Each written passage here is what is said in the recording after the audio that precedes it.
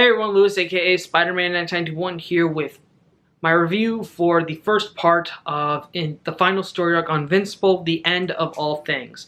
Starting with issue number 133, this is going to be a 12-issue story arc, so the series will conclude with issue number 144.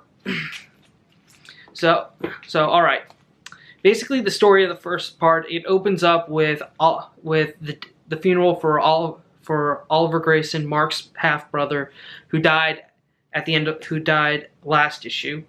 And Mark is angry at Alan for sending Mark on a mission to try and uncover Thrag's plans and fights him. Then Eve gets angry at Mark for always being so impulsive and lashing out and fighting him, but ultimately though they kind of make up for a bit, but then they decide that, you know, they both need to go and kill Thrag in order to get their lives to run normally.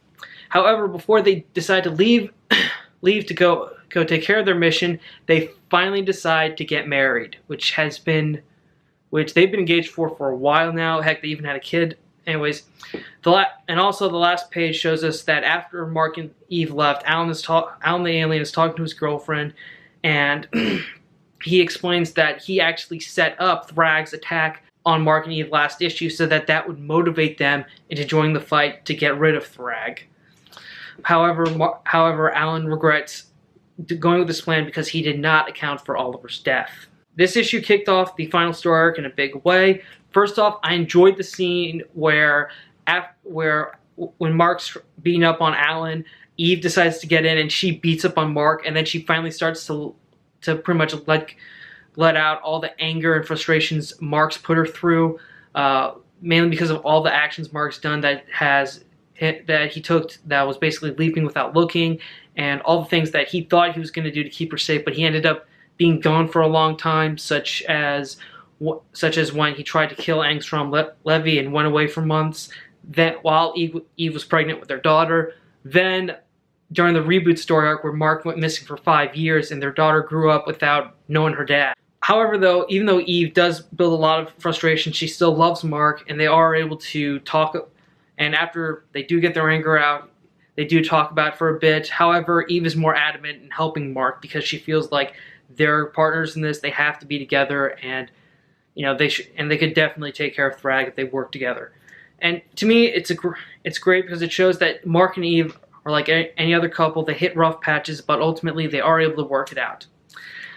And this brings us to the next topic: the wedding of Mark and Eve. It was actually pretty short. It wasn't drawn out. It was just like it just immediately cuts to the first kiss as husband and wife at their ceremony, and then they pretty much decide to go leave the planet to go hunt down Thrag.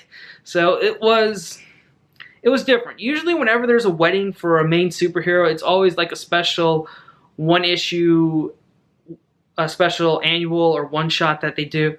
But in this case, it was just one page. It was just like a one-page thing, and I actually liked it. It was a nice change of pace from all the usual superhero weddings.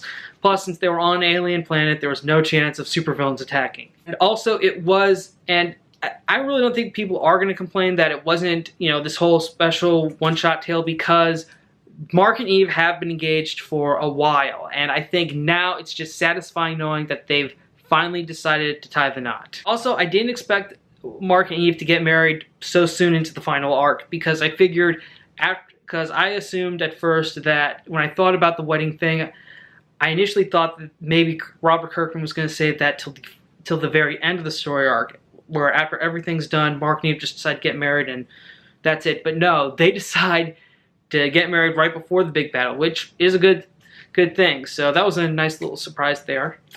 Okay, so far this issue is good. I think if you've been reading Invincible for everything up to this point, you are going to enjoy this issue.